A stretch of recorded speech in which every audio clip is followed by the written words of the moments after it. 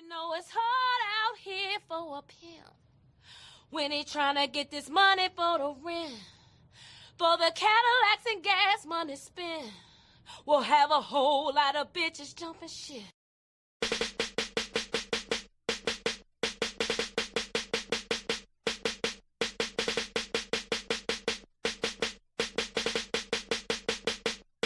You know it's hard out here for a pimp when he tryna get this money for the rent, for the Cadillacs and gas money spent. Will cause a whole lot of jumping shit. You know it's hard out here for a pimp when he tryna get this money for the rent, for the Cadillacs and gas money spent. Will have a whole lot of jumping shit. What's going on, party people? It's your man, 50 Grand, the Godfather, Nate Milton, and you are about to listen to another excellent episode from the Nefarious Media Network. Since January of 2025, we have been putting it down for the crown, and we've been committed to bringing you truthful, thoughtful, turned-up commentary as it pertains to the worlds of sports, politics, pop culture, pro wrestling, entertainment, and life. Yes, life. This thing that we are all just trying to get through day by day. An electric word called life, as the man used to say. And that brings us to the drive for 500. Yes, 500 YouTube subscribers, which gets us halfway to monetization, and 500 Patreon subscribers. Patreon.com/Nefarious Media Network. That's our stretch goal for the year. Because if we hit those marks, it allows us the flexibility and the freedom and the funds, quite honestly, to do some more things here at the network, to be more consistent with our shows, to bring you new shows, and to bring some people on to help with production. So if you believe in us, man, if you believe in what we're doing here, because we got a lot of hardworking people, myself included, working 50, 60 hours a week at the shoot jobs, got families, got kids, got responsibilities, but we still do this, man, because we love this and we believe in this. And if you believe in us and you love the shows that we do, help us out, man. Help a brother out. Help a sister out. That's all we asking, because we are trying to change the game by any means necessary, even if those means may be nefarious.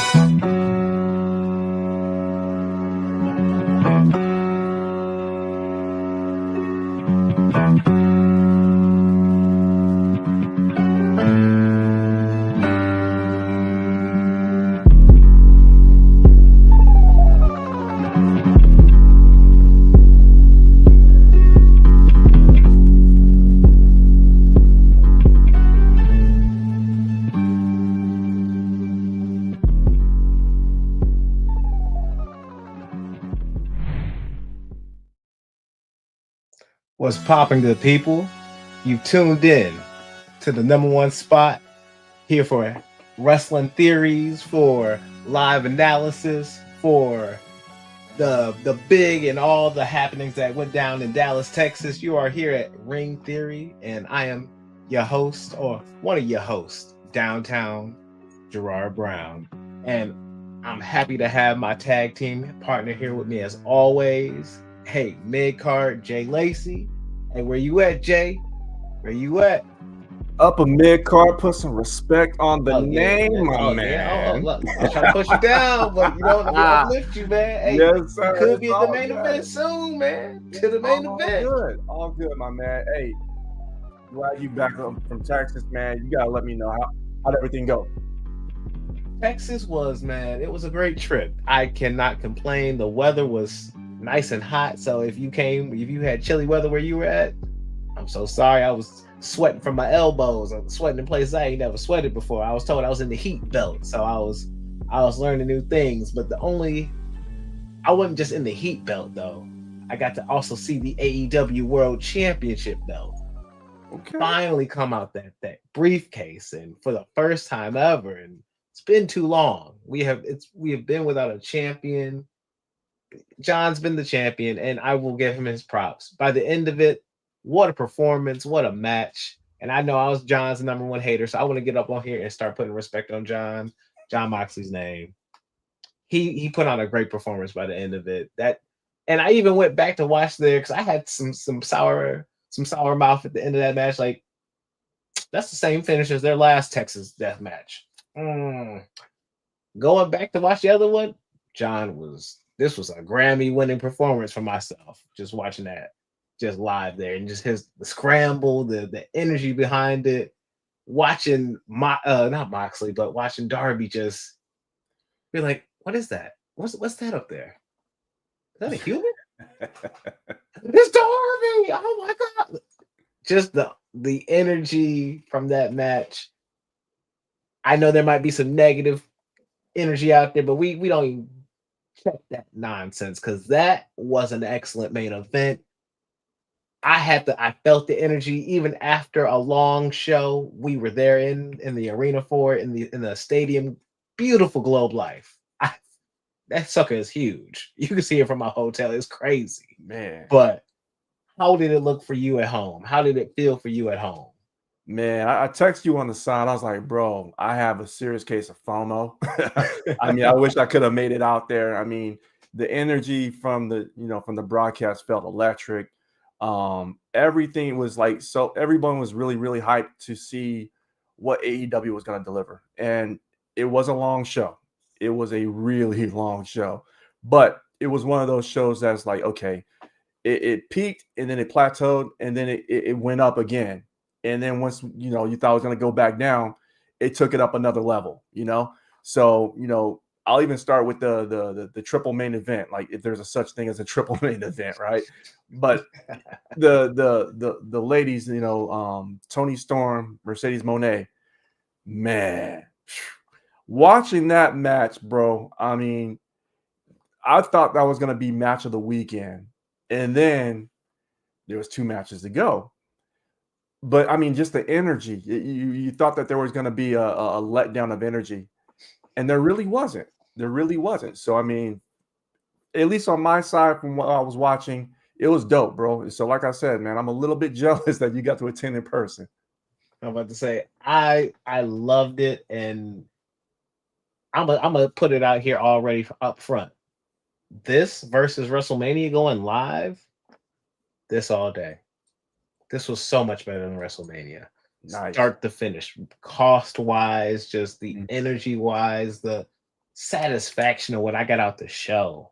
The only thing WrestleMania I will say had on this is I was so bored after everybody left because I stayed a couple extra days in Texas, and I was like, this is not the area to just be hanging out in. I'm gonna need some activities to do. Somebody set up something, please. I was going to the Love Island finale at the bar and watching. I was finding something to do because it was just so boring. But outside of that, this show was amazing.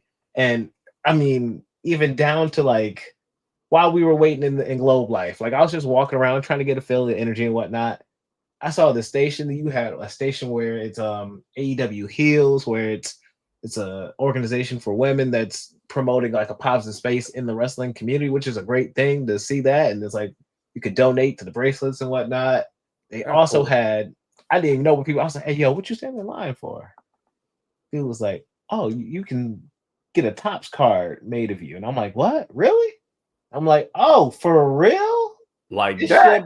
This your boy, Downtown Brown on the card. Come That's on, what's man. up, bro. And then I was like, how much is this? They was like, oh, it's free. I was like, free? $3.99? Like, for real? And I'm just like, there's customer satisfaction in coming to this show. I feel appreciated. If you arrive early enough, you can go to the bar that's literally right next door and go to the preview in the tailgate, and that's where you got Daddy Magic doing whatever. And yeah, it might not be like the biggest stars, but like it's still being around wrestling fans, building up to something, and it's free, and it's just providing a lot of value in your ticket and in your experience. It's a really great show trying to get your customers to tune back in, to get people to like build that energy. And I feel that energy going into that first Chicago residency show that they just had this past Dynamite. Mm. I felt it when Swerve was just being called out, when just different things were happening on that show, when Tony was speaking from the balcony. You got Athena then broke out. Mm-hmm. And then finally broke out, but we'll in her home state. In her home state, double up. Somebody's lose the title, no, and she gonna win in the battle royal. Like that's the way it should be. Get my girl out of ROH. Ticking time bomb. Let's start there. Okay. Me, this is also a weekend where we're gonna celebrate the ladies. Well, we're gonna get to the ladies a little bit later on, but we can start celebrating some of the ladies right here with this. Where do you think Athena will cash in her opportunity with Tony? And I don't think cash in as in cash in the middle, like after she's lost. I think Athena wants that straight one-on-one, no excuses. But when do you call her shot? It's gotta be either in the fall. So it's either gonna be All Out or the pay-per-view after that. They've got to tell the story celebrating, the weekend that they had and bask in that, AEW, going back to what you were saying, building up the trust between their fan base and themselves as the company. From just from what you were explaining, they've got a lot of damage control that they've been doing and building up, with putting on quality shows, quality matches, going above and beyond. That's what we wanted before. That's what created AEW. We wanted an alternative to what was being presented to us from WWE at the time. And so going back to those grassroots and doing that, and by hearing, from your account, what they're doing to generate fan interest, by putting on such quality shows, events, all these different things, that only leads to like, okay, cool. So I should have that sense of FOMO. Next time they're in my city or around my city, I should go buy a ticket, So I think that's a great thing. Starting out with ROH, I didn't watch the entire card. I did watch it in like snippets on social media. Man, Bandito, gotta put some respect on that man's name. I need to, because I was like, oh, Takeshita. Yeah. Duh. Why would it be any other way but Takeshita?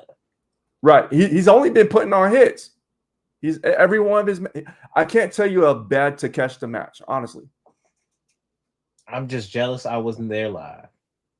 They sold out, and tickets kind of were done in an interesting way, but man, they were sold out. So I got FOMO now. I got FOMO from that because I was at the House of Glory show, and I'm not pooping on the House of Glory show.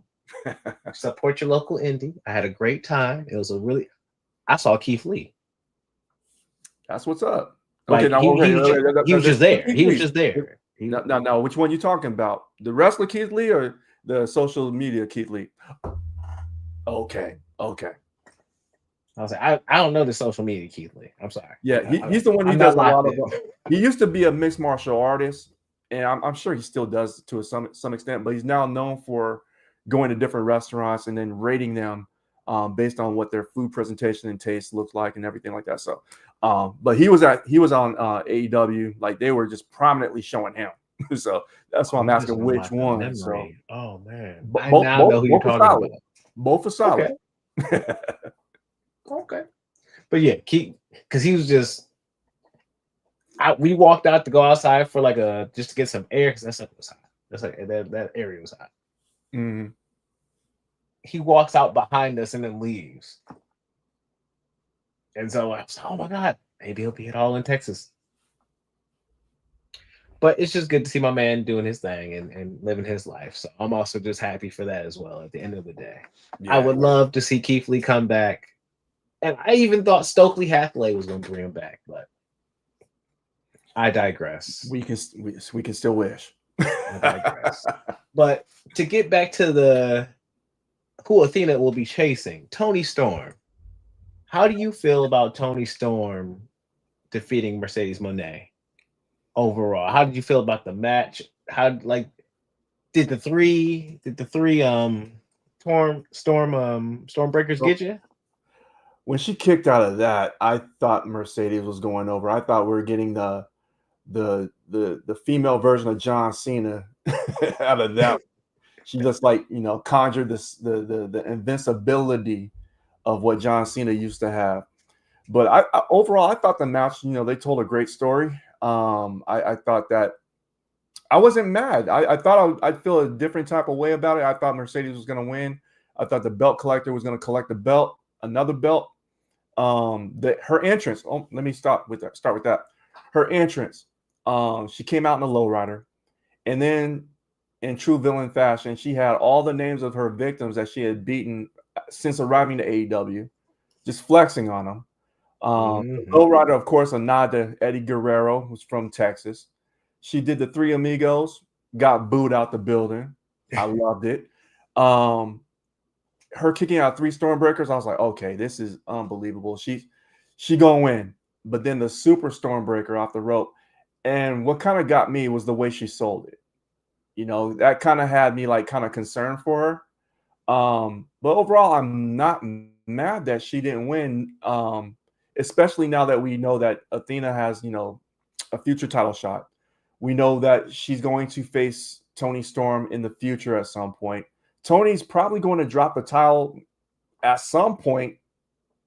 This is me theorizing, to Athena, which creates, hey, you know what? We've got a title contender, in Mercedes Moné. And you've also got Tony, who would presumptuously just lost the title, theoretically anyway. So I think they're in good hands as far as the storytelling for that women's championship.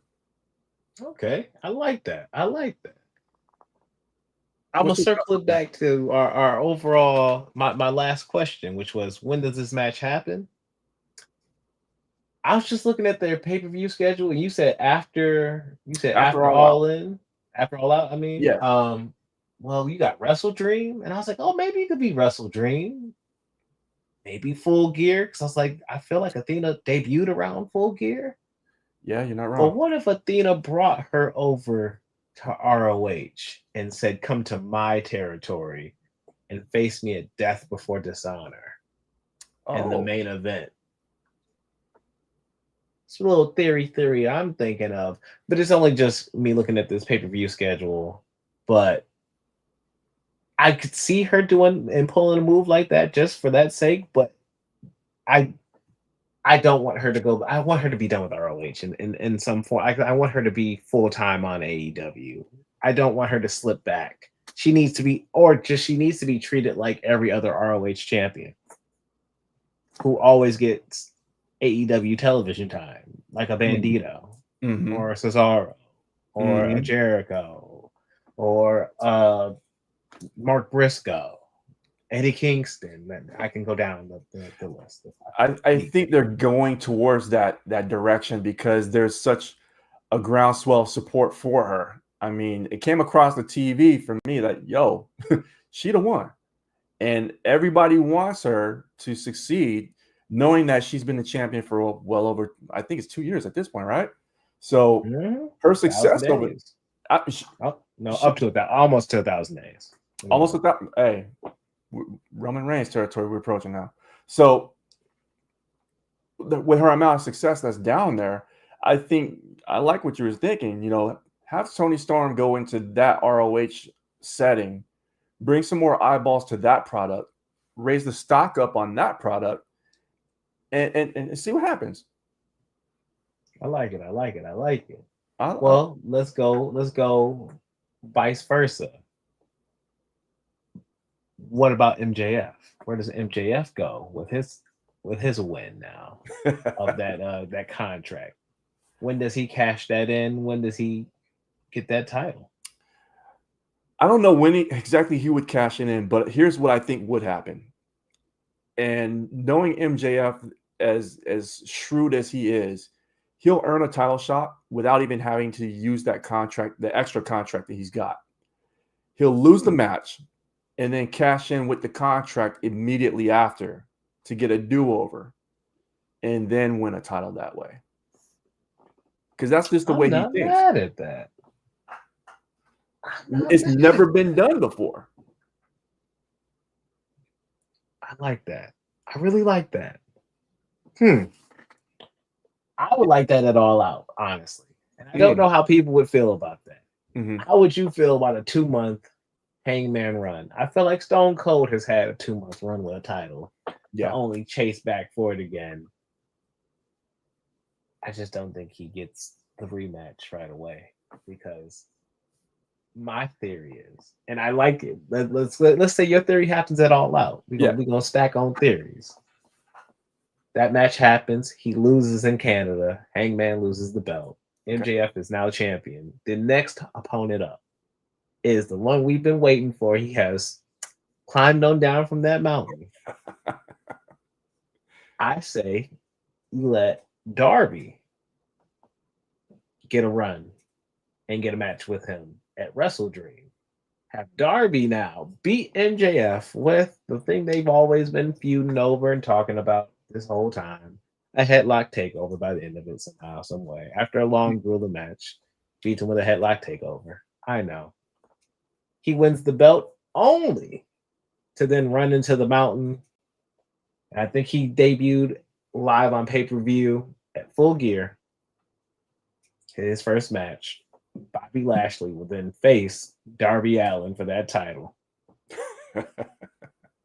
And then I want to say at World's End, we get either a triple threat or a fatal 4-way with all people involved. MJF, Bobby Lashley, Darby, and Hangman, all trying to chase that belt down. That's the rest of your pay-per-view schedule for the year, folks. I'm not mad at that at all. I mean, you've got a diverse bunch of guys with different fighting styles all in a match, and seeing how that would mesh together. I like it. I want to say, I wish they had an Elimination Chamber style match, because since Jon Moxley is not going to sell Texas Death, he's just wrestling in trios, and we're just good on Wednesday. I wish we had we can bring all 6 of those people I'm talking about into one match together. I think Swerve, I was like, oh, maybe Swerve's going to be around that world title right away. Maybe not. Yeah. Maybe Swerve I like him around Okada. I think those two have a really good chemistry together, and we can get into Swerve next, but yeah. I think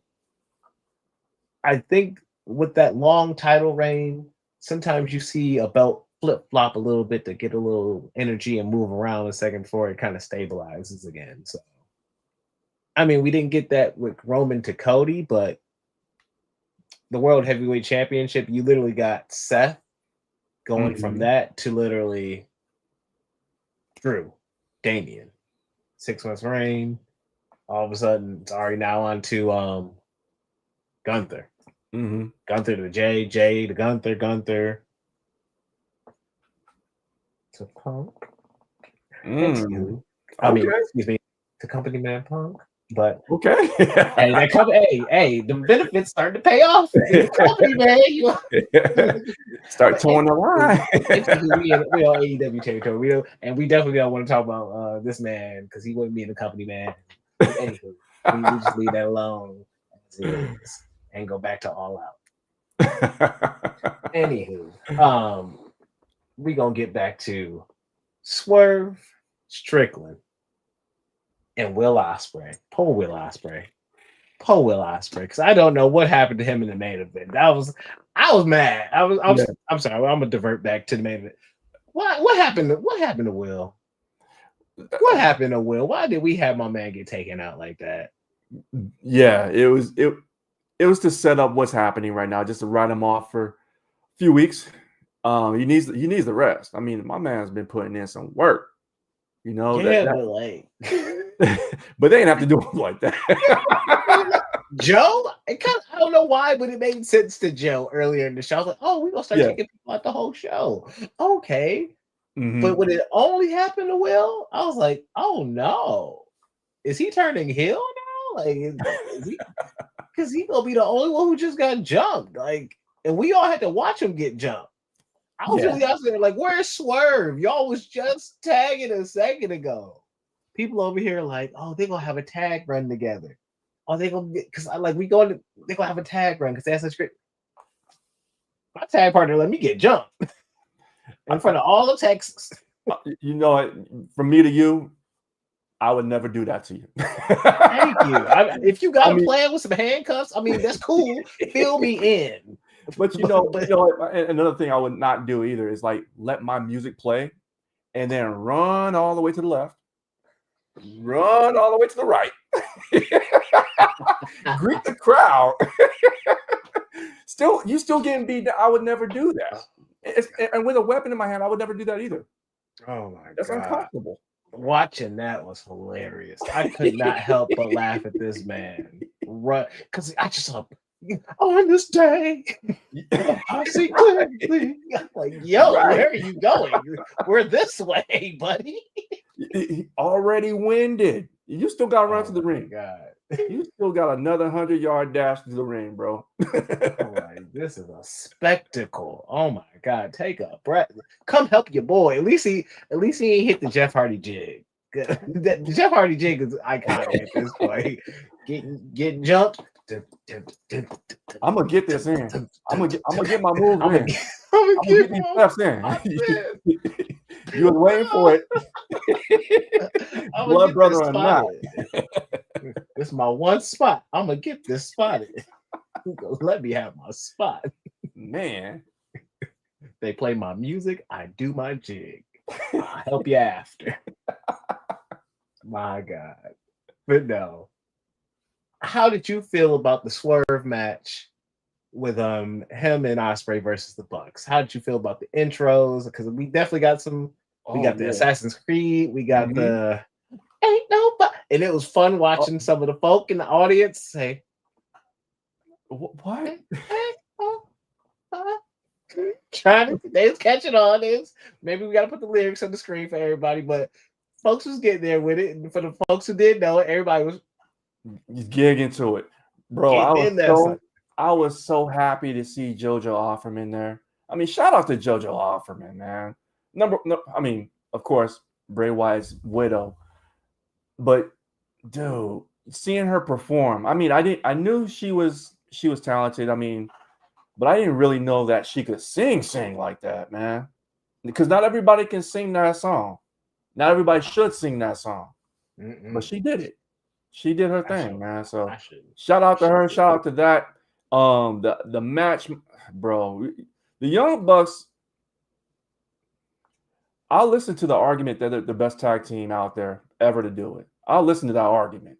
You know, they rarely miss. You know, and you got Will Ospreay, who is a savant when it comes to making memeable moments. You got Swerve, who's an athlete who has the potential to make a memeable moment. And then putting those four minds together to create a video game-esque type of sequence. Oh, my gosh. Watching it in real time was just like, dang, that's super. I can't even think that quickly, you know. And for them to do it in one take, no mistakes, zero margin for error. I mean, shout out to those guys for doing that, man. It was a great match, and that just set the tone of what that night was supposed to be. So, what was it like seeing it live? I mean, I had a double moment because I'm gonna just touch on something real quick because it was a cool, nice, intimate show. Swerve had a concert the night before. That concert did not start until midnight. Okay, so we already on Saturday. We did not finish said concert till about 2. I don't think we started leaving there around 2:30 because he's taking photos of folks and whatnot. Nice. You know I'm gonna get my photo because that's my dog. I'm not just gonna not get that photo. Shout out to Swerve. Hey, whose house? But anywho, Swerve's house. Swerve house. That man was literally up doing his thing, and to see that man that active, that hype after that long night previously, I'm like, yo, you a beast. You really do this, and when that passion is real, you see it not only in the dedication of that entrance. Because here's the thing, I'll say this: I didn't know that was JoJo. Really? Like they didn't they showed it on the screen. I was like, that is JoJo. Yo, let's go. We could not see who that was, but like she was grooving, and she had Mhm. all of us grooving up in there. And from that to his entrance, the aura, this man just him and Osprey. I was kind of cool with the Assassin's Creed sword play. It was cool, but Will Osprey had his entrance, and I love their custom attire. Yeah. The Bucks and their goofy little "We Are the Forefathers" gimmick and taking shots at folks subliminally. Yeah. Cool, great, all that jazz. But I won't lie, I like the boat gimmick. The boat gimmick added to it, and it was just kind of cool to see a special entrance. Like I don't feel like you always get those type of entrances from wrestlers that go all the way into the crowd and whatnot for like a spectacle show like this. And it's so cool to have that. And it just they made this show an experience. Like every match, I felt like they did their best to have something special, something going on, or something great to pull from. And so like this match had drama. I had the sour face. I'm gonna be transparent. I had the sour face in this match at one point because I was like, if these Bucks win, if I gotta see my man Swerve lose live, if I gotta see him go 0-3 at All In, I can't. Like, I don't want to see Hangman win the belt and have his greatest rival in this company not be able to even like challenge him for that belt. That's heartbreaking. I want to see another Hangman Osprey match. That was a phenomenal end to the Owen. And so yes, I want to see them now for the belt do that, because that was a world championship level match in my opinion. Yeah. But you're gonna block that? Don't you dare. And to me, I need the Bucks so desperately. I'm watching this match and I'm like, I remember when I used to love the Bucks. I remember when I used to care about the Bucks. And it breaks my heart that I don't like this EVP stuff because it reeks of the CM Punk stuff still. Yeah. Because it kicked off with that video and it kicked off with all that silly nonsense. This company was on the rise. And to me, we need to shed the older stories and move on to new stories. But I get needing to hold on to some, and like I don't think Okada. I don't want to become a hypocrite in a different breath with the Okada story, but I think they are trying with the Don Callis stuff to strip him of it. He just cares about his friends, but when it comes to the Bucks, they need to just. I'm not even saying they need to go back to just being the regular old young Bucks. They can evolve and grow, but the EVP stuff is just, I'm good. I don't need it anymore. Please just move on from that whole thing. Just start anew, please. Same with Jack Perry. When Jack Perry comes back, I don't want to hear cry me or nothing. Move on to something else, please. And thank you. There's real class everywhere. Just use it and be happy. I don't care. Go. You know what? Going back to intros, because I failed to mention about the Young Bucks introduction. I liked it. I liked the subtle jab. I mean, if you know, you know. I like the goofiness of the Young Bucks. That's what made them a cult favorite. You know, was they were so goofy and they leaned into it, and it seems like we're starting to see glimpses of that, flashes of what brought them to the dance, so to speak. You know. The one entrance I did not like, I straight up hated it. And the internet's going to get after me, but you know what? I'm here for it. Kenny Omega. I knew it. I knew it would have transitioned. Oh my gosh. No, okay. First of all, the Omega sign looked like somebody's high school project that got us D+. And they knew somebody at the stadium. They said, you know what? John Boy over here did something with the Omega sign. We can get him to do it. Man, it was basura. I hated the look of that, bro. I mean, his theme song coming out, man. I mean, his original one that he had before, I forget what it's called. Is it Devil Cry or whatever? But that one, it took a minute for it to grow on me. But this one, you have my man singing with some Undertaker Monk rejects, and it just did not translate. It didn't translate across to the screen for me. I was like, man, this is not good. This is really, really C-level production, and he should have better. He should have greater, because if you're the second of 3 main events, you should be a main event player and have that star quality that everyone else's intro had. That's just me. How did it seem to you in the stadium? It seemed cool, but You're being nice. it just I don't like that song, man. I don't like that song at all. And my man singing about the fire. I'm good. Like I'm smooth, and then the fire not even lit on the whole sign. No. I'm just I don't know what to do. I don't know, Ray. How do you feel about the? Can you teach us how they went wrong in their production? Because you know how to do it, but they was failing us, man. So how could they did better? Gentlemen, I was just coming on. There's just a couple notes. So yes, Kenny Omega's old theme is called Battle Cry, and the significance behind this newer one, from what I heard, is that it was produced or it was created by, I believe, one of the composers for the Final Fantasy games. So I believe that's, I guess, a sentimental, Kenny Omega's into video games, so that's pretty sentimental for him. But I was on board with y'all. I'm like, man, where the Battle Cry at? Get this garbage off the, because it's not like hype music either. It's Not at just all. like, I don't know. Honestly, if this was in another setting, Showtime at the Apollo, the Sandman would have came across the stage. He would have got that whole setup off the stage. We went right into the Moxley Hangman match. Trash, bro. I'm telling you, I was not feeling that at all.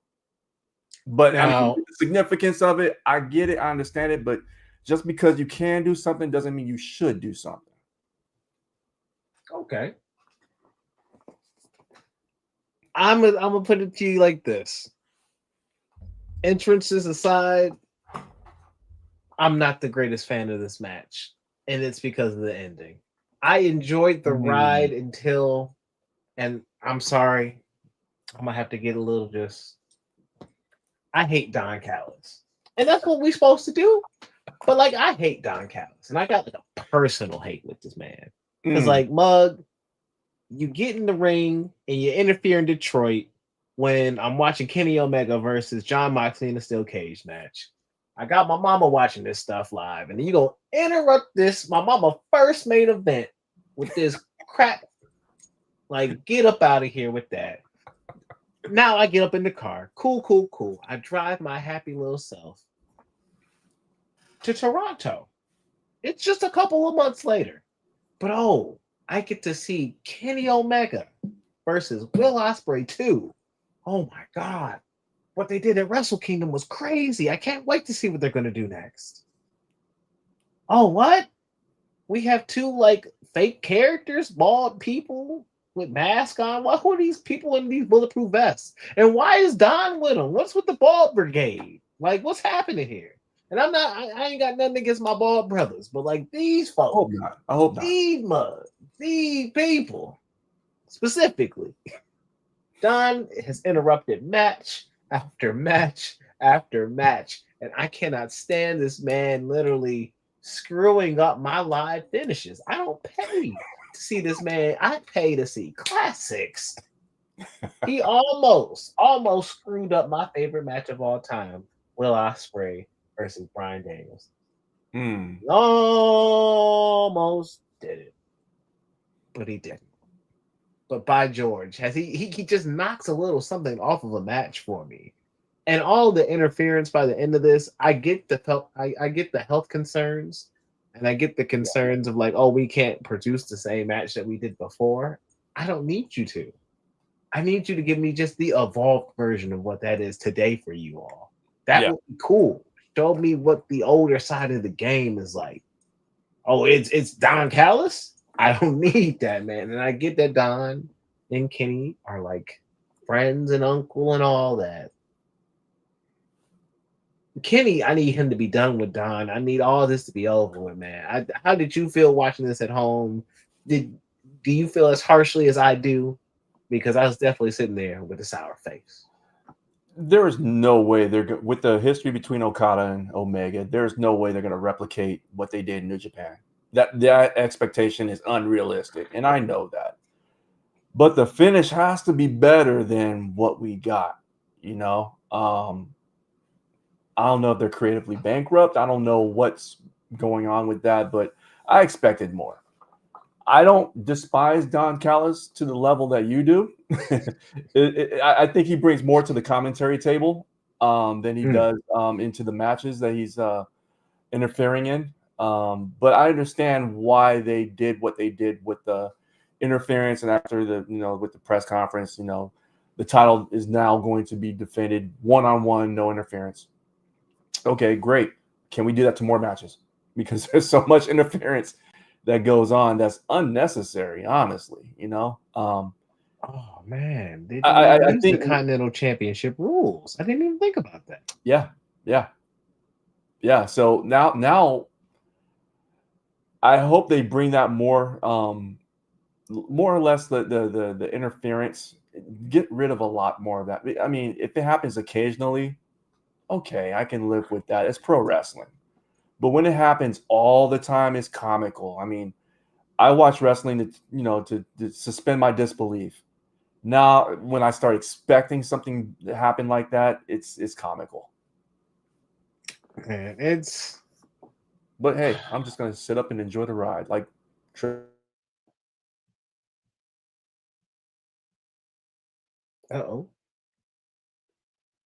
might have lost my brother. I think Don Callis got a hold of his feed and cut him. I'm sorry. He cut the wrong man off.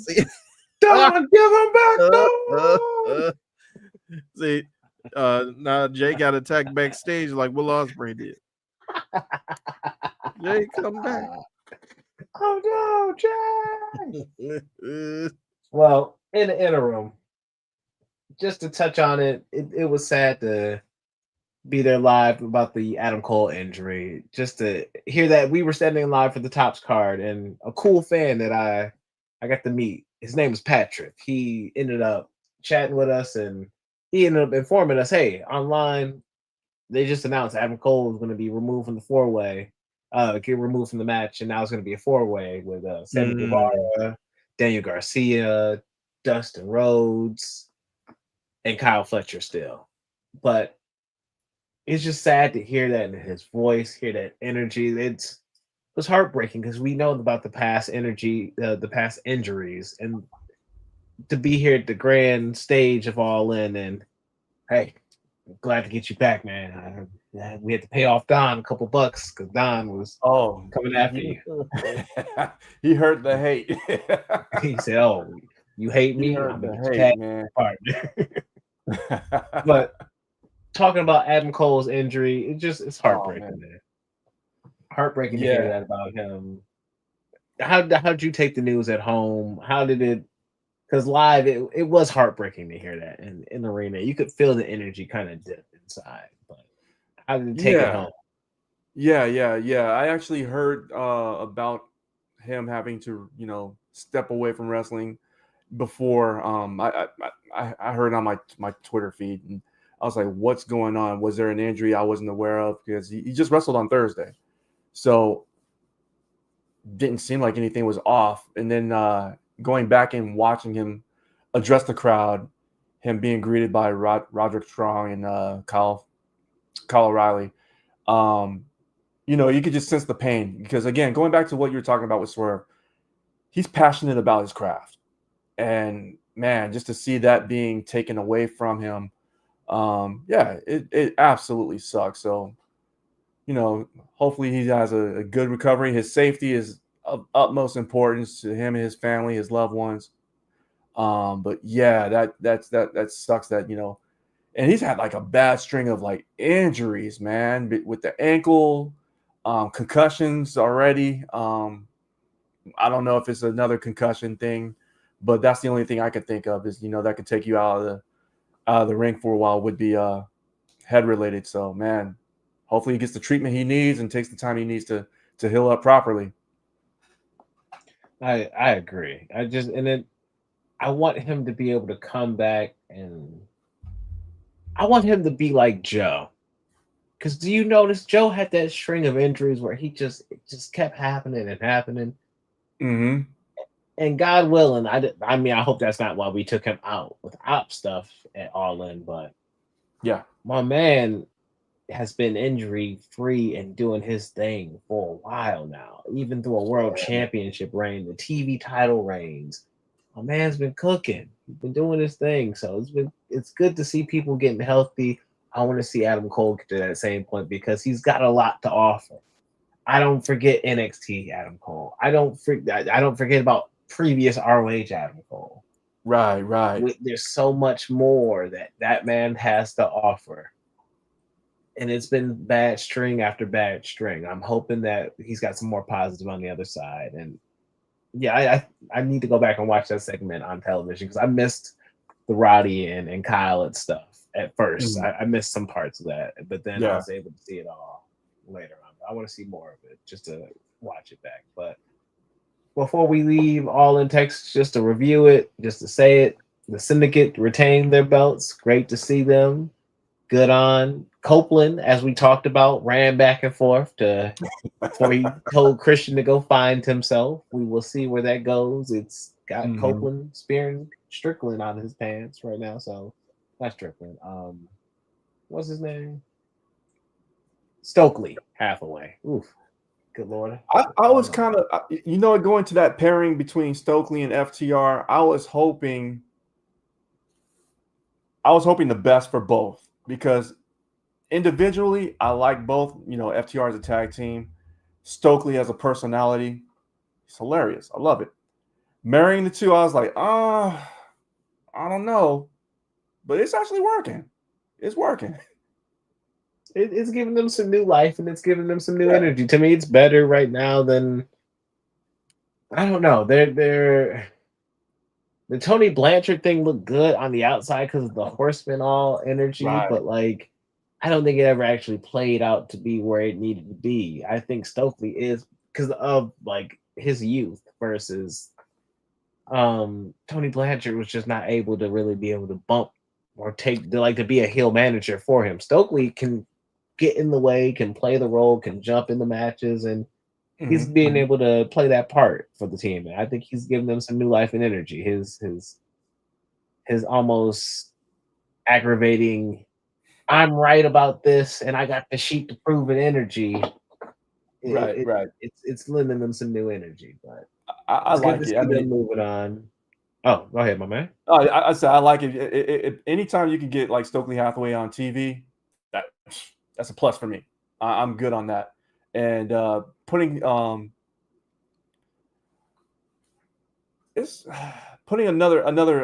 side to FTR, it ups their factor of relativity, because I think putting those two entities together, like one's like peanut butter, one's like chocolate. I like peanut butter separately. I like chocolate separately. What if we mesh them together? It turns out it seems like it's working, at least in my book. Hey, so far so good, man. I'm rocking with no complaints. I say, and then the Ops got the Death Riders out of here as they should have before Joe got jumped. We'll see when Joe comes back. People thought Hook was gonna come out at some point.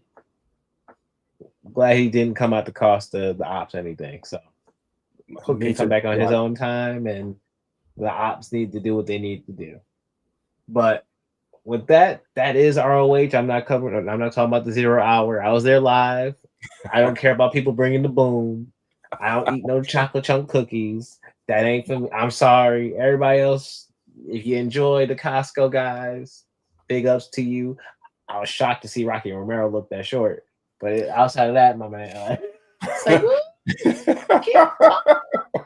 yeah, that in theory that looked like it sounded like a good idea until you actually did it, and that's like, that kid is that big.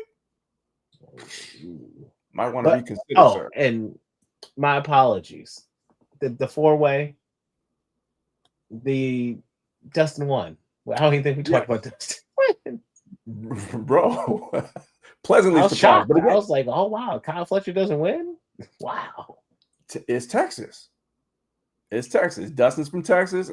It kind of seems like fitting now that Dustin is the new belt collector on the men's side. Hey, crazy. That was not on my bingo card for 2025. I can promise you that. But it makes them now, I think, the first brother combination to have that TNT championship. Yeah. Or hold any championship. I would say like singles championship in the company. I don't know. In AEW for sure. In AEW for sure. Yeah. That's a landmark thing. So that's cool. That's cool. But with that is All In Texas. It was a great show. Hey, if you can next year, go to All In. If God willing, it falls into my time schedule and my bank account. I'm going to All In because that was an amazing experience. I had so much fun watching that live. And to me, that's how a WrestleMania should feel. That's how you should walk away being satisfied from a show like that. They gave you ups, they gave you downs, they gave you things to look forward to in the future. They moved the show in a direction that the energy and the company truly needs. And to me, to such a degree that anybody other than Noise, it probably took a couple of common folk away. But that Noise, I don't care about what that noise came from the Fed. Nah. They did their thing in AEW. And I want to shout out props to AEW because that was an amazing weekend to be out there for. They brought the energy. It was in the town. When I'm pulling up to the airport and I'm seeing it all through the airport, I'm like, wow, this is literally like WrestleMania. Seeing the fans and shirts everywhere. I can go to the store and buy shirts prior to the show. Good vibes, good energy. Keep it going.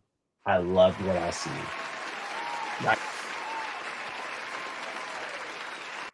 Before we transition to talk about the other noise and some of that positive bumps that came on Sunday, let's talk about the drive for 500. Because here at Nefarious, we are here trying to raise up 500 subscribers on YouTube. We want to see 500 subscribers on our Patreon. And that way, that allows us to not only bring to you better production, better shows, to improve what we got going here, but also to support the folks that are providing you the entertainment that you love and enjoy. So we would love to see you support us on the drive to 500. Hitting that subscribe button right now on YouTube costs you not a dime, not a penny, not a thing. And so also, if you're going to do that, hit that like button. That helps people see this video and share it out. Hit the bell notification so that when we go on live, you locked in and you dialed in with us. But with that, let's move on to Evolution because I don't want to talk about Saturday Night's Main Event like that until later on because that can get pushed down because that's the petty stuff. Well, I don't care about the petty stuff. I care about that great production that we're gonna get into. Let's start. No, actually, before we talk about the actual highlights of the show, I love what we got out of Evolution as a card. I'm happy to see it succeed and flourish up and down from the NXT title match to the Battle Royal tag title match. Every match, I don't think there was a bad match on this card. And I think everybody brought their A game to the show. That being said, these ladies deserved so much better.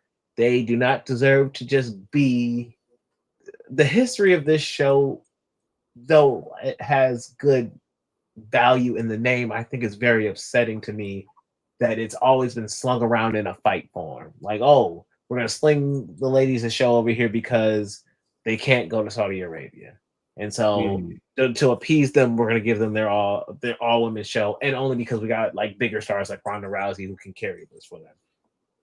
Okay, the ladies blew it out the water up and down the card, not just Ronda Rousey the last time. So cool. Why don't we get another one? 7 years go by. Cool. People say, oh, we don't want that again. It'll never happen again. I knew that card was gonna happen. Like they had announced that a while ago, like in some form or fashion. I saw that online that Evolution was coming back. Why are we not building this up bigger? Why are we not taking the time with the stories? Why didn't you have maybe you don't want to turn Trish and maybe you don't want to turn Tiff, but like add some depth to that story. It shouldn't just be a video package and like a promo and like, hey, I invited you and I'm picking you. Ha ha ha. Like it shouldn't have been that. So these ladies also being a part of a weekend with the Beyonce concert, why are you taking from the market? Like, why are you pulling from that? They should not be struggling for ticket sales. But when you're also stacking them on top of a market with 2 other shows, you're literally taking from their opportunity. And yes, by Showtime, it was nice. It sounded great. And they brought great energy up and down the card, stars and everything, and sponsors unseen before, Maybelline and Walmart. I had never seen a Walmart on the bottom pad before. But these women deserve their own weekend. I want next year, I'm throwing out a challenge before we can dive into the great stuff. I want to talk positive straight after this, but I want to see WWE next year give these women their own weekend. Message. I want them to be the main event, the main thing happening on that weekend. Maybe you want to do an NXT show the day before. Okay, cool. You do that with other pay-per-views. You do that with the Money in the Bank. So cool. I ain't gonna judge you for that. Give these ladies their own spotlight. Let them then flourish in that spotlight. Build up to it like it's something to behold. Treat it up in I shouldn't be getting Evolution build with a breakneck pace. Evolution should feel like an evolution. Because if we're not going to put the time into stories, then what's the evolution? Message.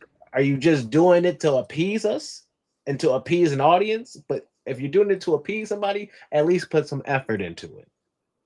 At least put your back into it. Because you saw what the women did on Sunday. They said, hey, we want another one. Hey, yo, maybe it's you, but maybe it's Maybelline. We did it in the ring and we showed you what it was. So we need other opportunities.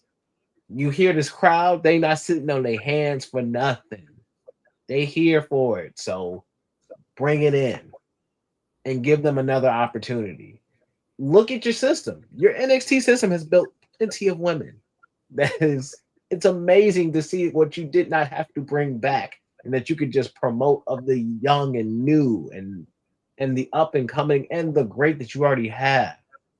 You don't even have a Bianca Belair in a match wrestling on this card.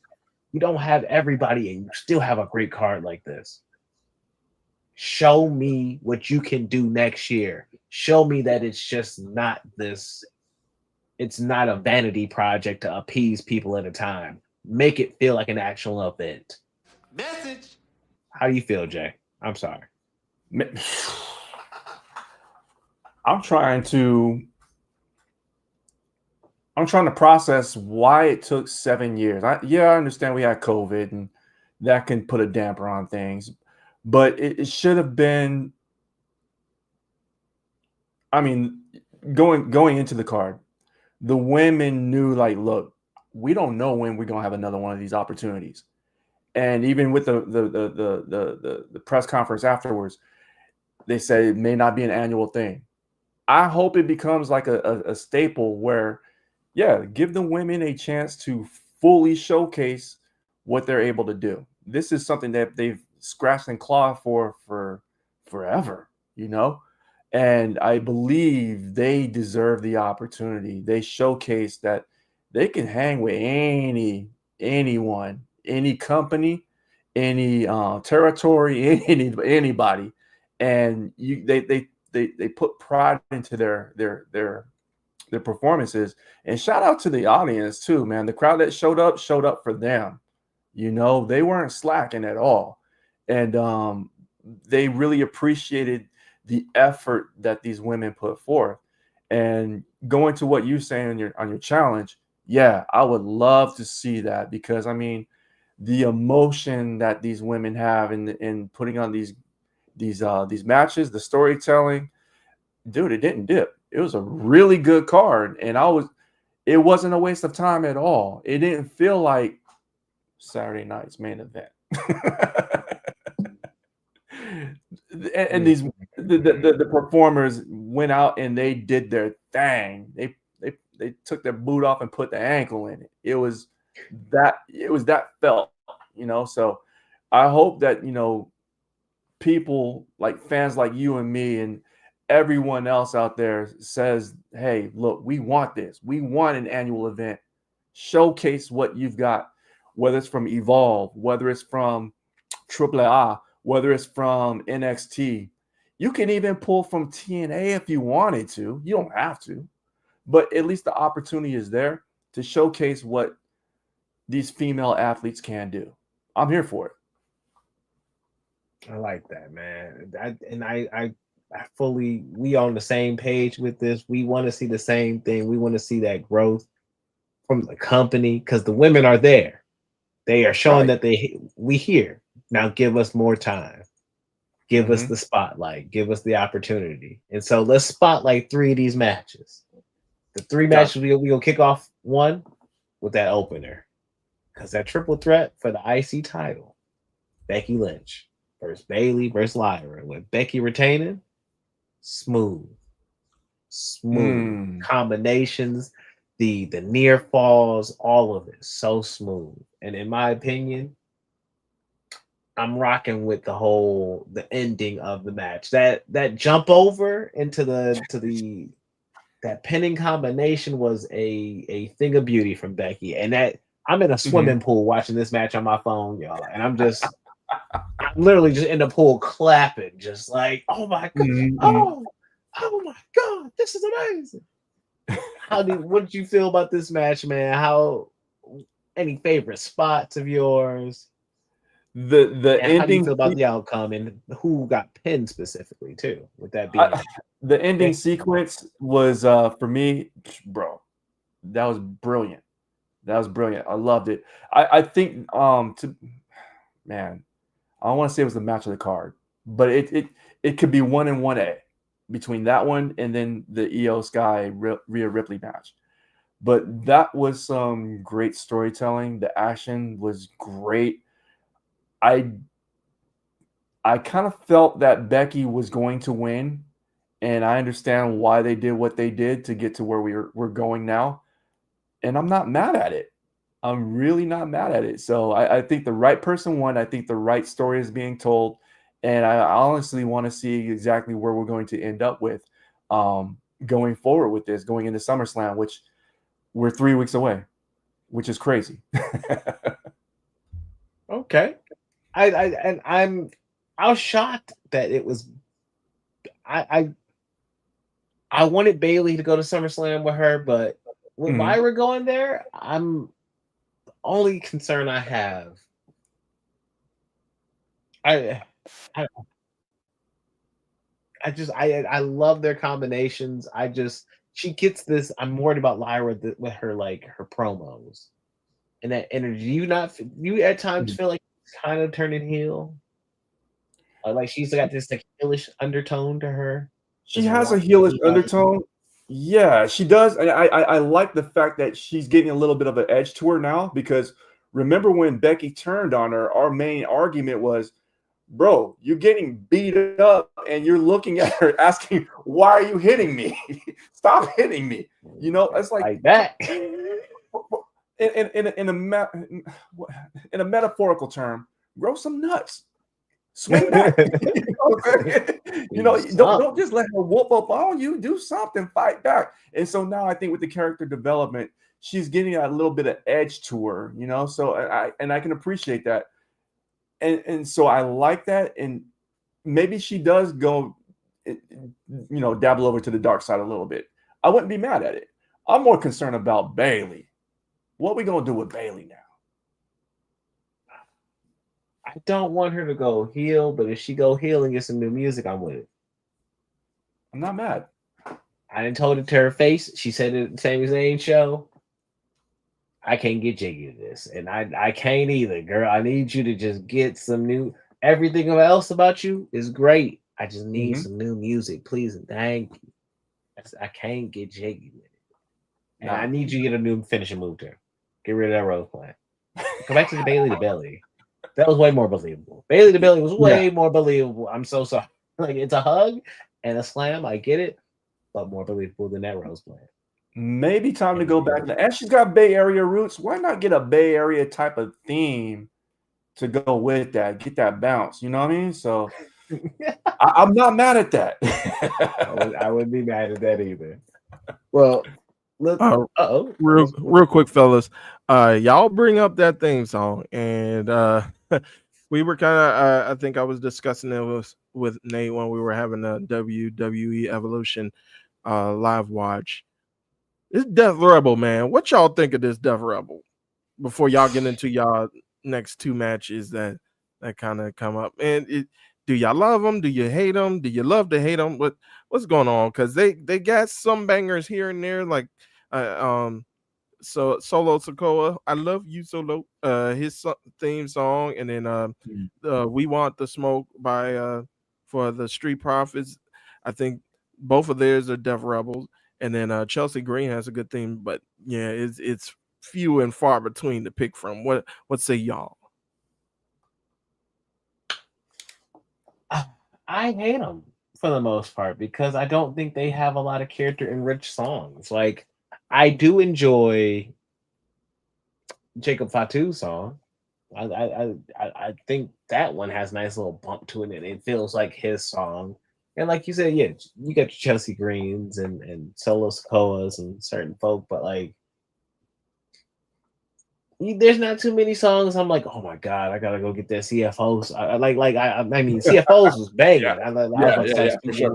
Let's say, I'm not over here like, oh, I gotta go get this Death Rebel song. I'm never saying that. It's not coming out my mouth. Like, and I'm gonna say this. I also think wrestling music is just kind of struggling on all sides nowadays. But I'll tell you what, Okada's song that he had on Dynamite, I had my headphones in while I was listening to it. I was like, hey, yo, I'm going to have to look this up. This might be a workout. So what is this? This is kind of up then. What is this? So Death Rebel has a lot more misses than hits in my book, you know. I mean, CFOs, they had Adam Cole's all about the boom. You know, not all about the boom, but the one that they were using in NXT, you know. That one was slapping, bro. CFOs has a lot more in the chamber. Death Rebel, not so much, man. I mean, it took a while for Seth Rollins, but how many iterations of Seth Rollins theme songs have we gone through to get to this one that's sticking? You know, so yeah, you're right. I'm not for him. I'm not against him. I'm indifferent about him, and that's probably worth getting him. We gotta get him out of there. I need wrestling music with character or spend the money. And we know WWE don't want to spend the money, so go get you a new in-house company. If we complain this much, go get you some. Where Jim Johnston at? I don't know. Y'all just give him another shot. Can y'all just say I'm sorry? Can y'all make up? Can the marriage get back together? I want to hear the Glass Shot. Give me a new generation of Glass Shatter. Who's gonna be that? Give me that one. Yeah. Give me. Yeah. If you smell what the Rock Oh, give me. Oh, you didn't know? Oh. Like, give me something. Like, give me, like, compose some. Like, I don't know. Just they don't make anything that stands out. Going to the last two Rumbles, it's been a hard live experience. It's a fun match to watch live. It's annoying when you don't know who's coming out and they don't have the names. I will say they fixed it this Yeah. year compared to last year, but it Dude. still doesn't make you want to pop for these people when they have songs that suck. Even in a Royal Rumble back in the day, people would pop for people they know they ain't gonna win that match. Yeah. But they Okay. songs was going crazy. Finn Balor's theme song. Oh man. His original one? Oh my god. The one he came out to the Rumble with? What is this? But I will say this, the Judgment Day theme song they got now, a whole lot better than what they were rocking with before. Even Dom Mysterio's theme song now, whole lot better than what they originally started with. Are you in rocking with the other side? That's my joint. That one, it grew on me towards the end, but this one has a little bit more edge to it. But I'm like, yo, that's oh yeah, you got a beat to it though. Yeah, this one it got a little bit something to it. So I'm like, okay, I can rock with that one. But yeah, you're right. They need to cut the check, get somebody else in there because what they're getting right now just ain't it. And let's use this as an example to transition into this. Okay. Jay Cargill versus Naomi. One has a good theme song, one does not. Yeah, we kind of just copied and pasted our homework from AEW with Jade's, but at least we got it right. Yeah, and it sounds good, and it matches Jade, and it feels like she's big and strong, and the song feels big and strong. What is going on with Naomi's music? And I'm not saying that we all got like I like to lean on this side. We are, as a people, diverse in our music, and we can listen to a plethora of genres. 100%. Did Naomi speak? I don't know if I can believe this is on Naomi. I don't think this is on her iPod. I'm sorry. I don't think this is in her iTunes. I don't think this is on her Spotify. I don't know what this joint is, but it's just not it. This is not her Spotify 500, top 5, nothing. I don't know, but it don't match her attitude. That's the thing. It doesn't match her attitude. I mean, she get out there. Yeesh. Yeah, you're right. At least with Jay Cargill's, I mean, they took the template that AEW constructed, brought that over to her presentation and amplified it, and that's what you got. Now, Naomi, I love the attitude change. I love the presentation that she brings. I don't love the music. I don't love the theme. It leaves more to be desired. And I'm gonna keep it a buck with you, because that's the only Naomi hate I'm about to give. Because Naomi and Jade in this match, this is to me Jade Cargill's best WWE match. I watched this start to finish, and I was like, I can see it. If we keep building you up, you gonna be a beast in this mug, and you about to really take off. And by WrestleMania coming up this next year, you should have a spot. You need to have a spot because you about to put in some work, and if you stay to this, you about to take off. Like, this about to be this people trying to split on her for the other stuff and she can't. Give her some time. She's just new to this. But she's true to this at the same time. Her and Naomi put on a spectacle. Naomi was a great and compelling heel throughout this entire match. Having to play that smaller, she ain't that much smaller. Yeah, we can see the muscles and whatnot. Yeah. But she still was able to do that battling back with Jade to the point where you almost thought she got her. She had some innovative offense with that almost Stratisfaction like face buster onto the chair, spinning through the ropes with the 619 motion. Like, these women were putting on a show that collided and ended with the Jaded off of the mid rope through a table. Naomi taking that like a champ, nose busted, everything. giving it all for her girl to fly like a champion. Like she do the queen motion with the crown. We got to see Jey really lean into being a true queen and do her thing. How do you feel about this match, man? Loved it. Loved it. I mean, like you were saying, Jade Cargill, this was her breakout WWE moment. And she had an incredible dance partner with her too. So you can see the work that's being done on Jade's behalf. You know that she's putting in the work, putting in the time. And then Naomi too, you know, as tough as she is, getting her nose busted, you know what I'm saying? And that wasn't the end of the night for her either. So I mean, I eat that spoiler, but I mean, knowing that didn't prohibit her from shining, hats off to both of them. I mean, that was a great match, and I'm actually surprised that Bianca didn't get involved in any way. Just called it right down the middle. Yeah, weird. That was kind of strange, and it was kind of like, what's the point of her being here then? But yeah, you know, we can prove that. But no, she deserves to have a good referee like spot at least one time, because like they dogged her with the EO stuff earlier in the year, like, oh, and then Adam was like, oh, I knew I shouldn't have put you in this position in the first place. Like, dog, shut up. Like, you put her in here. She a wrestler. yeah. Don't spit on her name now that she clearly biased. Stop playing. All that aside, she played her role in this, and it makes me. I hope she is recovering well. I'm just gonna put that. I'm not speaking no ill, but I hope she's recovering well. Yeah, I'm Yes, leave sir. it at that. But Yes, sir. man, to get to the continuation of one proceeding with caution, that led us to the main event. The rest of the show was great. Charlotte got a chance, and we gonna raise the roof to Charlotte, getting that Players Tribune article and whatnot. If you haven't read it, go check it out. It dives into Ashley Fleer, and so go ahead and read into that. But also, you can see some people reading that in the arena, and some folks were trying to get on board. And I think this is going to be a good position for her to be there. I think you got to see the evolution with the NXT Women's Championship, no pun intended. You got Stephanie Vicaire moving on to Clash in Paris to challenge for the World Championship at that point. We'll see if Naomi's still the champion. We got her and Nikki also having this weird partnership on Raw. We'll see where that goes in the future. You mean Stephanie McQuay? Oh no. The Clay.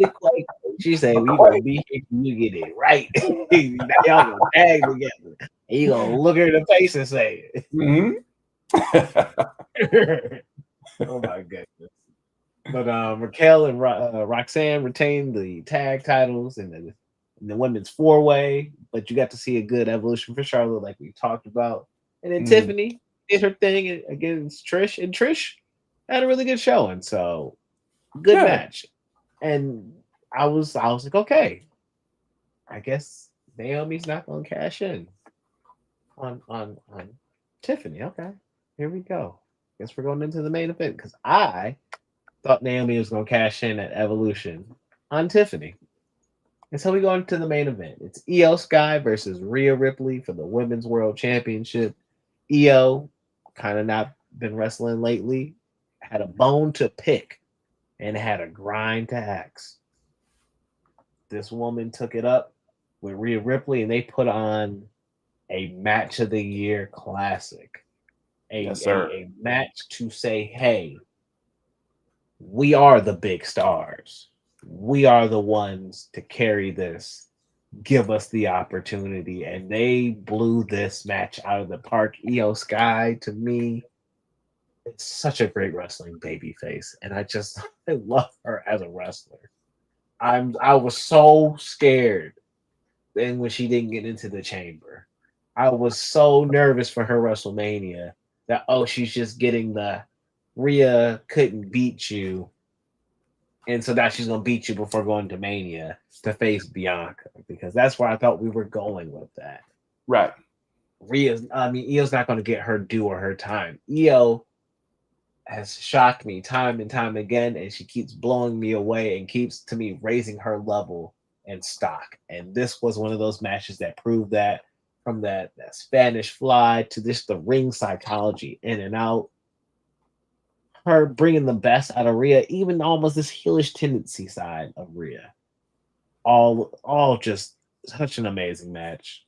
Jay, what you feeling about this match? I thought we are gonna get a more edgier, real like a heelish type of Rhea Ripley. I'm glad we didn't, because she's a fan favorite. I mean, that's for company wide. She's outside of Roman Reigns, Cody Rhodes, CM Punk. You're going to a Rhea Ripley in terms of popularity for the product. All four of those people are not heels. I mean, Roman could be considered heel-ish, but whatever, right? But she's a face of the company. And so I didn't want to see her cheat Io Sky out of the belt. I'm glad we didn't get to see that.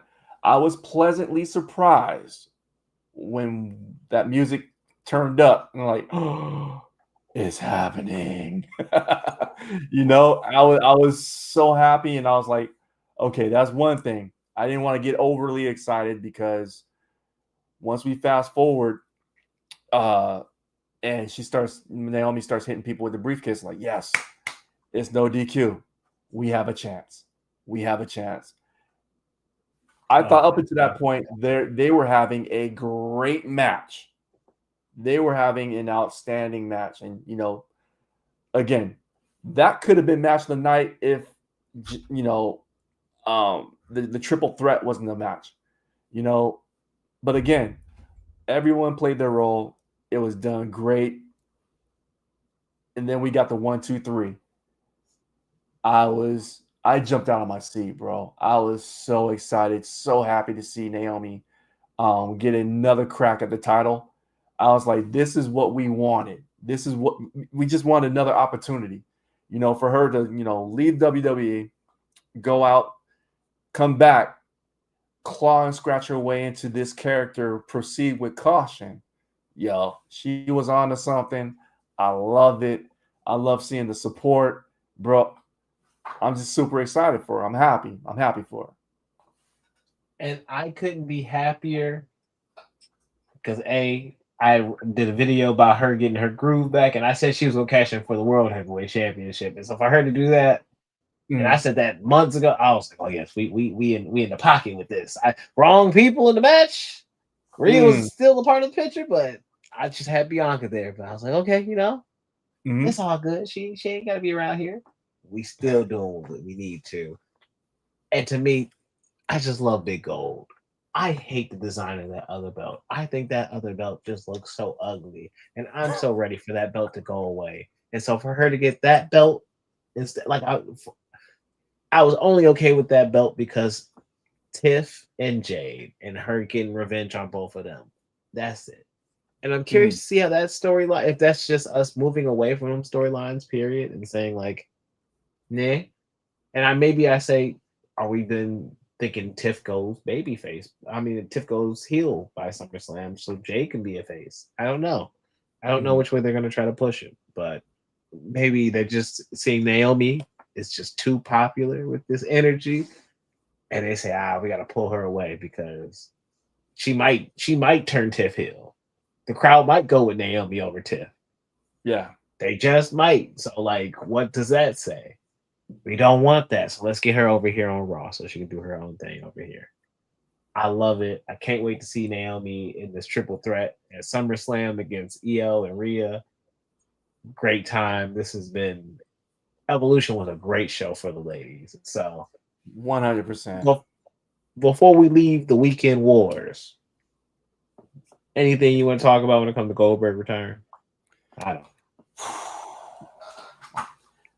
Honestly, it was no disrespect.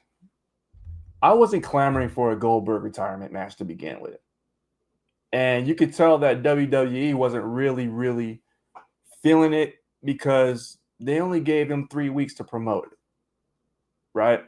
And then on top of that, they cut my man's speech off mid sentence almost, going out from the broadcast and Saturday Night's Main Event, which I thought was kind of odd, But here's what I think, and this is like 4D chess, and this is again ring theory. So maybe I've got my tinfoil Dodger hat on or whatever, but hear me out. I hope I'm wrong on this, but I think Seth Rollins' injury is a work. And I think they're working us to get past putting Goldberg or putting spotlight on Goldberg's retirement match because they really didn't want to do it. I mean, Triple H is not Goldberg's biggest fan. Now, the level of pettiness to do this and orchestrate that kind of blowback just to spite someone, that's demon time. I wouldn't put that past this corporation who's done some nefarious things, wink, wink. And I really think that, honestly, it would not surprise me if they went to this level of pettiness to, hey, when you do your moonsault that you've done 1,000 times before, land on it a little bit wonky. All right, go. We'll call it audible. And I know we told Goldberg that, yeah, he's going to go over and get the belt and you were going to cash in, Seth, but you're going to be hurt, okay? And so I think only a few people were in the loop on what was actually happening, wink, wink. And I honestly, that's my theory of what's happening. Now, fast forward to SummerSlam. I mean, I haven't heard of anybody getting injured in any athletic sports, basketball, football, baseball, where they go to get an MRI the next day and they're not able to do so because of swelling. I'm calling BS on that. You know what I'm saying? So I think the cash-in is going to happen at SummerSlam because who is Gunther facing? He's facing CM Punk. CM Punk going to win that belt, and they're going to do exactly what they told Goldberg they were going to give to him. Give the belt to CM Punk. Let him get hey, you came back. You got the belt, buddy. Burn it down. And that's exactly what's going to happen. They're going to burn that thing down, bro.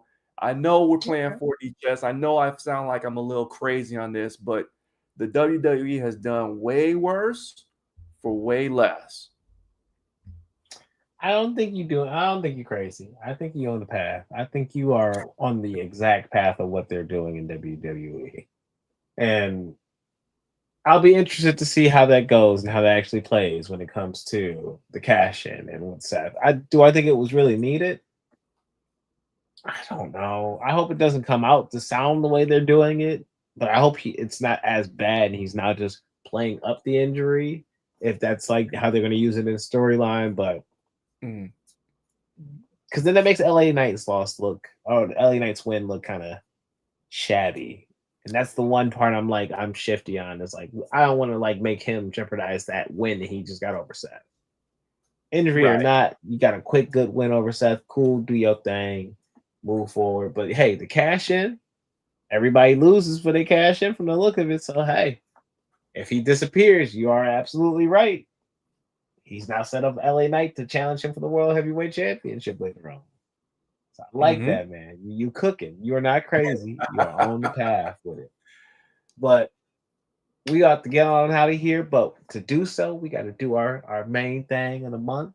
And so we about to talk about the triple main event of the month. So, who you got up in the triple main event of the month?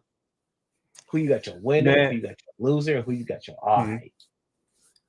My winner of the month. Special shout out to Dustin. You win. Yes, sir. Special shout out to in considerations to Dustin Rhodes. Bro, you would have won. You would have won. But I gotta give this one out to Hangman Adam Page. Now, the reason I give this to Hangman is because AEW is playing some they're doing some great storytelling. The one thing I didn't realize, I was listening to a podcast, I forgot who mentioned it, but the whole time that Jon Moxley had the belt in the briefcase, Hangman Adam Page had a belt buckle that was like a championship belt. So this whole time, we've seen a resemblance of a championship belt being represented by Hangman. Fast forward to when he opens the briefcase, we get the real belt. It's still got Daniel Bryanson's side plates on there. Bro, they are telling some very intricate stories in connecting so many different details. Hangman Adam Page, man, that's my winner for this month. I love it. I love it. Who you got for your loser now? Oh man, this hurts my soul. This really hurts my soul to say this. My loser. They call me Big LA. You lose. Ron Killings. Boo this man.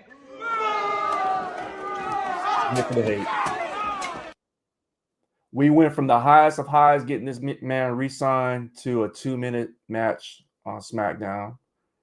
And I don't know where they're going with this man. I mean, he's got a contract. They clearly do not have any plans for him. I honestly wish he would have separated and gone somewhere else to get his value. Unless he signed for a nice bag, then more power to you, bro. Get your money. Not mad at you. Oof. You are not wrong about R-Truth, man. Truth breaks my heart to see him just be de-emphasized so hard, so quickly. It's just like, for what? Like, you had something hot there, but that's tough. All right, man, so then who you have for your eyes?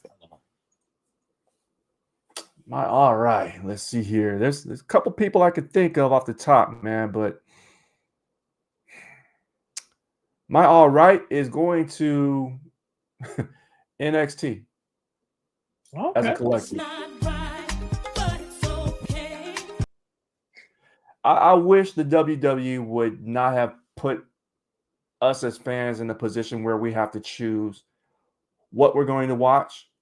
And I have to say, NXT, I didn't get any attention from them. You know, I'm interested to see what Trick Williams is going to do, calling out the Undertaker, and they're going to have a confrontation or whatever. But I didn't watch any of it. I didn't watch any of their PLE.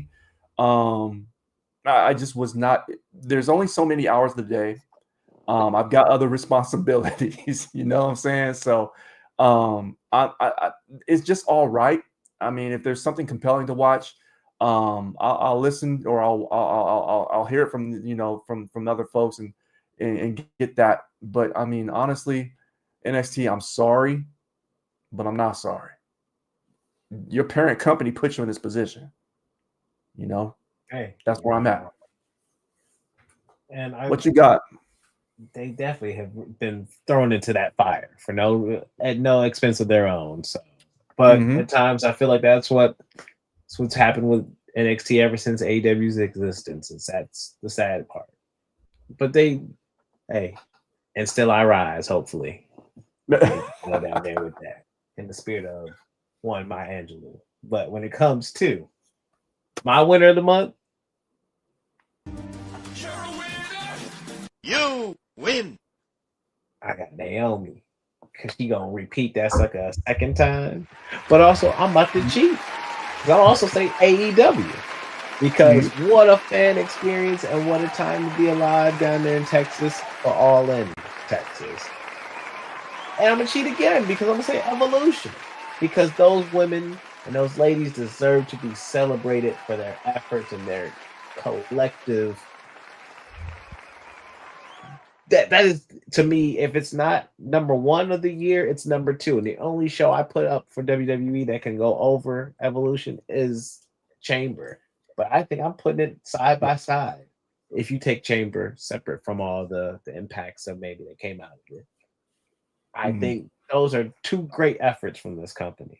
But Evolution, those ladies put their back into it, put their foot up in it, and they did their thing. And so I'm proud of that. Agreed. Loser of the month?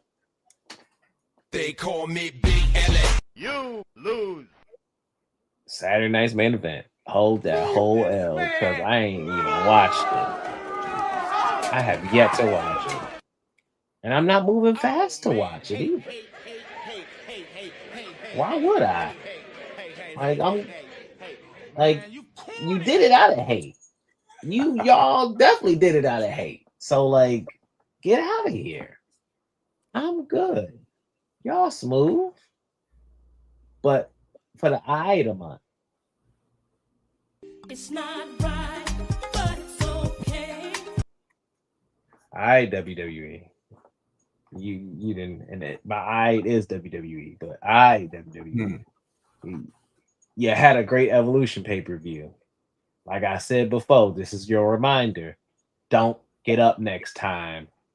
Put it where it needs to be on a week into itself so it can grow and flourish.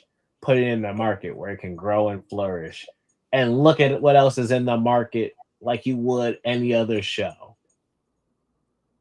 Don't put it with the Beyonce concert. Somebody who I know was like, oh, I wonder if Gerard's across the street because they know I love wrestling. No, I'm not in Atlanta. I'm in Texas. I would have gone to support the ladies if I wasn't at the bigger show already that I bought the tickets for in December. So next time, do better. And don't stack everything on one weekend so we can actually enjoy your wrestlers and their content. So you did good, but you also messed up. So do better overall. And that is my big 3 of the month. But with that being said, y'all, I hope if you're listening, you still with us. I need you to hit that subscribe button. I'm gonna need you to hit that like button. Share this video out with wrestling fans that you know, because we cooking up ring theories, and we gonna continuously be getting ready and cooking them up as we get on the road to not only SummerSlam, but the road on the drive for 500.